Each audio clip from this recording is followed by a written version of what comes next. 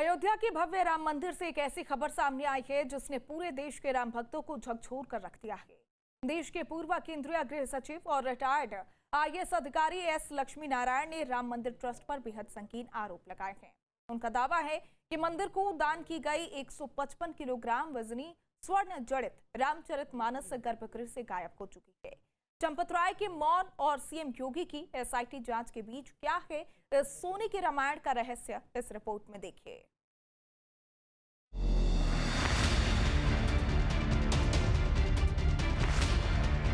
ये कहानी आस्था, समर्पण और फिर एक बड़े धोखे की है। देश के पूर्व गृह सचिव एस लक्ष्मी नारायण ने अपनी मां के आखिरी शब्दों को पूरा करने के लिए अपनी पूरी जमा पूंजी, अपनी मां के गहने और यहां तक कि उनका मंगलसूत्र भी रामलला के चरणों में समर्पित कर दिया था।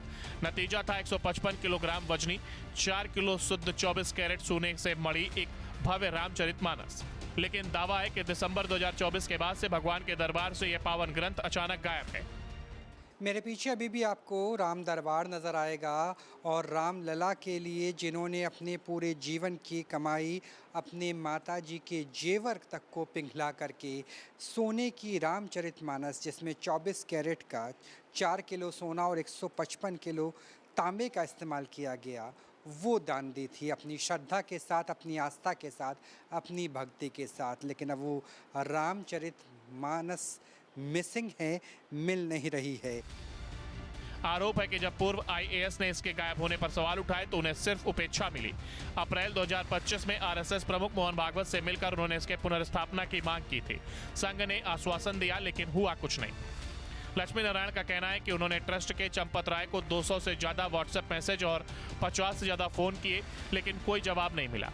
2022 में सामान्य दिखने वाले चंपत राय के स्वभाव में 2024 आते आते अहंकार का बड़ा बदलाव आ चुका था।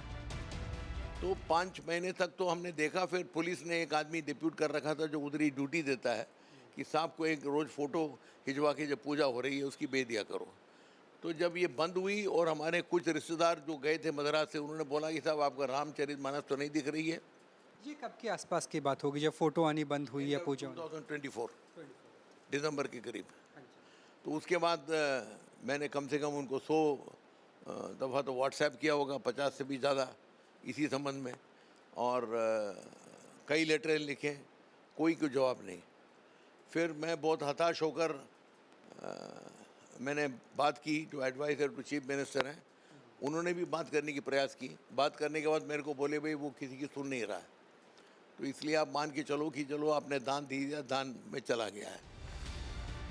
इस बीच चंदा चोरी और धातु के खुर्द-बुर्द होने के आरोपों से विवाद और गहरा गया। हालांकि रिटायर्ड आईएएस का कहना है कि इस ग्रंथ में लगा 4 किलो सोना तांबे के साथ मिश्रित है, इसलिए इसे आम गहनों की तरह पिघलाना नामुमकिन है। गर्भगृह के बाहरी द्वार पर स्थापित इस ग्रंथ को गायब किसने और क्यों किया, ये बड़ा सवाल है।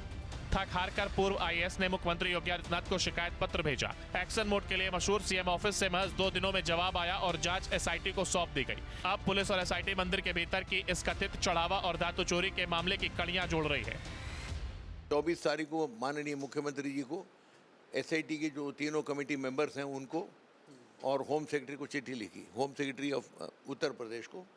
तो माननीय मुख्यमंत्री जी के कार्यालय से दूसरे दिन आ गया, हम इसमें आवश्यक कार्रवाई जांच करेंगे। तो सर, ट्रस्ट से आपको कुछ पता चला कि रामचरितमानस कहाँ पे रखी गई है? किसी स्ट्रांग रूम में है या कहीं और है? रसीद भी नहीं दी, ना कोई स्ट्रांग रूम की खबर है।